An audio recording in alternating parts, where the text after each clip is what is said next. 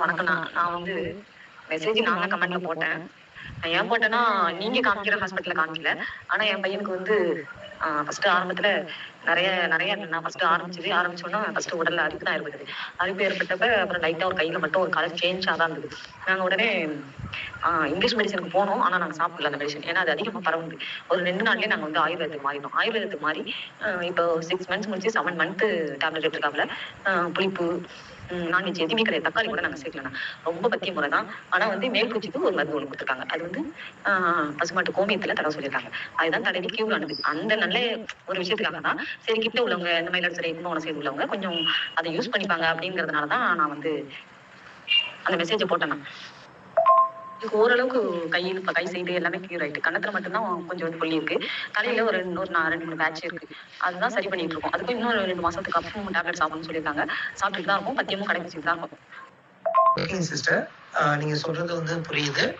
நாமளும் எதுவும் தவறா நினைக்கல. மக்கள் வந்து எதுவும் தவறா புரிஞ்சிக்க கூடாது அப்படிங்கிறதுனால தான் நம்ம கமெண்ட் லாக் பண்ணுங்க. என்னன்னா நாம அந்த சிஸ்டர் சொன்னது வேற மருத்துவ முறை. அந்த ஹாஸ்பிட்டல் வேற நார்த் சைடு. அப்போ அந்த இடத்துல வந்து கமெண்ட் பண்ணும்போது அது தகவல் வேறையாகுது. இப்போ நீங்க கமெண்ட் பண்றது வேறையாகுது. அது மக்கள் வந்து புரிஞ்சிக்க மாட்டாங்க. இப்போ நானே புரிஞ்சுக்காம தான் அதை நான் வந்து தவறா வந்து உங்களுக்கு கமெண்ட் லாக் பண்ணேன். இப்போ நீங்க சொல்றது புரியுது. ஒரு நல்ல எண்ணத்துக்காக தான் சொல்லியிருக்கீங்க. ஆனா இந்த பாயிண்ட் ஆஃப்ல நான் ஒரு தகவலை வந்து அந்த வீடியோல மென்ஷன் பண்ணிருப்பேன். நமக்கு உள் மருந்து வேலை செய்தா, பத்திய வேலை செய்தா, மேல் மருந்து வேலை செய்தான்னு தெரியாம நம்ம போய் பணத்தை இழக்கிற அந்த மருத்துவத்தை நம்பி ஓடுங்க. அது நாளைக்கு என்ன வந்து நம்ம பத்தியத்தை விட்டா அப்ப அந்த மருந்து வந்து வேலை செய்யாத போது நம்ம மருத்துவ செலவு பண்றதும் அந்த மருத்துவத்துக்காக டைம் ஸ்பெண்ட் பண்றதும் ஒரு கேள்விக்குறியாயிரும்.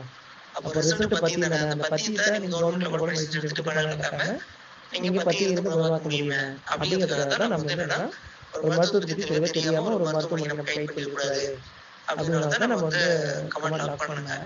ஏன்னா இப்ப பாப்பாவுக்கு இப்ப நீங்க ஆயுர்வேதா பார்த்தாலும் ஆயுர்வேதம் குணமாகுது நீங்க நம்புறீங்க. ஆனா நீங்க சொன்ன பத்தியத்தை தான் குணமாகுது நான் சொல்லுவேன்.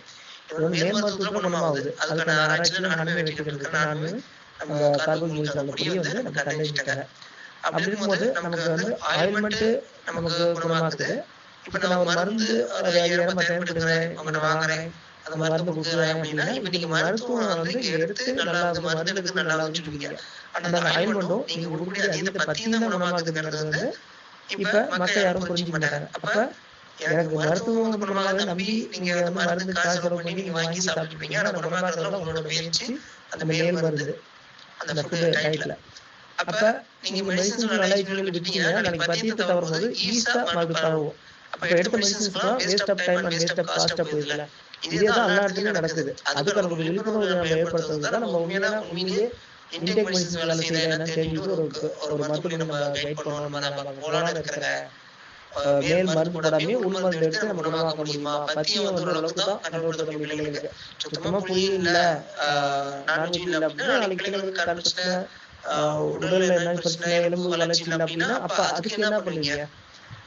அப்ப பத்தியம் நம்ம வந்து முற்றிலுமா தவிர்த்து நம்ம சொல்ல முடியல. ஏன்னா தோல் சார்ந்த பாதிப்புல ஒரு சில பொருள் விட்டுதான் ஆகணும். அதனால சமூக ரீதியா அனைவருக்கும் ஒரு கெடுதலானது அது பண்ணக்கூடிய கறி. ஓகேங்களா?